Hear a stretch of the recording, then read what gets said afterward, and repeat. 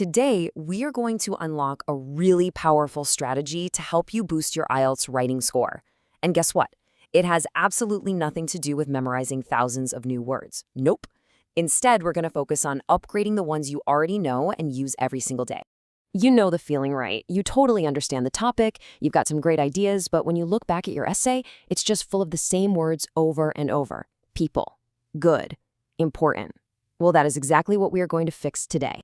So what is this big secret? Well, it all starts with this number, 100. And no, it is not a list of 100 words you need to cram into your brain. It's something way, way more powerful than that. So what's so special about 100? Well, this entire method, this whole strategy, comes from analyzing 100 real essays from students who scored a band 7, 8, or even a 9. So this isn't just some theory, it's based on what actually works for the people who get the top scores. Okay, so the very first thing these essays showed us is something we can call the common word trap. You know, it's that belief that to get a high score, you have to use all these obscure, complicated words you'd only find in some old book. But the truth? It's much, much simpler and more strategic than that. So here it is. This is the core idea. The secret is to take those common, everyday words you already rely on and just give them an upgrade. This is what shows the examiner that you have range and precision, and that is exactly what they are looking for. All right, let's see this thing in action. We're going to start with our first category, words we use all the time when talking about people and society. I mean, these are probably some of the most frequent words in any IELTS essay.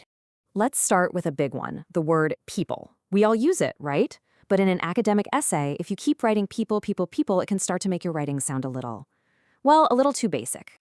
Now, just look at this super simple switch. Many people believe becomes many individuals believe. See that?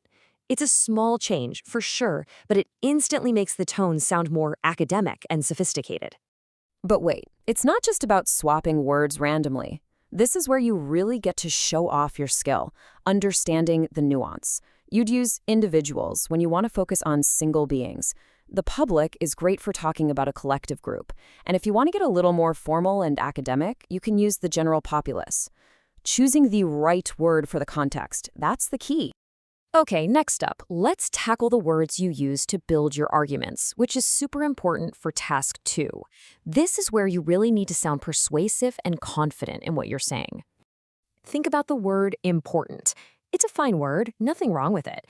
But when you use it over and over again, your arguments start to lose their power. They can start to feel a bit flat. Just look at the difference here. When you upgrade important to crucial, you're adding a real sense of urgency and weight to the sentence. You're telling the examiner that this point is a decisive factor, and that makes your whole argument so much stronger. And again, it's all about the context. Crucial implies a turning point. Vital suggests something is absolutely essential, almost for survival. And imperative, well, that's a very strong, formal word that really screams urgency. Knowing these subtle differences is what separates a good score from a truly great one. Let's move on to our final group, words for describing change and progress. These are absolutely essential for both task 1, when you're describing data, and task 2, when you're talking about trends and solutions. The verb increase is a perfect example here. You'll probably need it to talk about rising numbers in a chart, growing problems in society, or government actions. It's everywhere. Now look at this. Instead of just saying increase, using a more dynamic verb like boost makes the whole sentence feel more powerful, more active. It immediately shows you have a wider vocabulary ready to go. And here's a huge myth buster. You don't always need some super fancy, impressive word. Seriously. Even a simple synonym like raise or boost is incredibly effective because it demonstrates vocabulary range. The examiner just wants to see that you aren't stuck repeating the same word over and over again. Okay, now we've come to the most critical part of this entire lesson. Before you run off and start swapping words, you absolutely have to understand the #1 mistake that could actually bring your score down. This quote right here says it all. You can almost hear the examiner saying it, can't you? It's such a common defense from students, but the hard truth is that using the wrong synonym is so much worse than just repeating a simple correct word. And this slide shows that danger perfectly. Let's say the topic is about the problems faced by 13-year-olds. If you use toddlers as a synonym for children, you haven't shown off your advanced vocabulary. No, you've shown you misunderstood the context, and that will cost you marks. So, here is your foolproof process, your game plan. First, identify a common word you know you're overusing. Second, brainstorm some other options. Third, and this is the most important step, check the precise meaning and context. Make sure it fits. And finally, once you're sure, use the best word with confidence. So what is the one big takeaway here? It's this. Context is king. You have to remember that a simple word used accurately is a million times better than some advanced word used incorrectly. Always. All right, let's wrap all this up into a clear, actionable strategy for you. Number 1, focus on upgrading common words, not learning rare ones. 2, organize your learning by themes, like we did.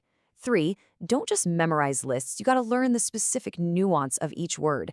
And 4, always check the context. So, I'll leave you with this question to think about. Go back and take a look at one of your own practice essays. Which common word are you using over and over again? And how can you start upgrading it today?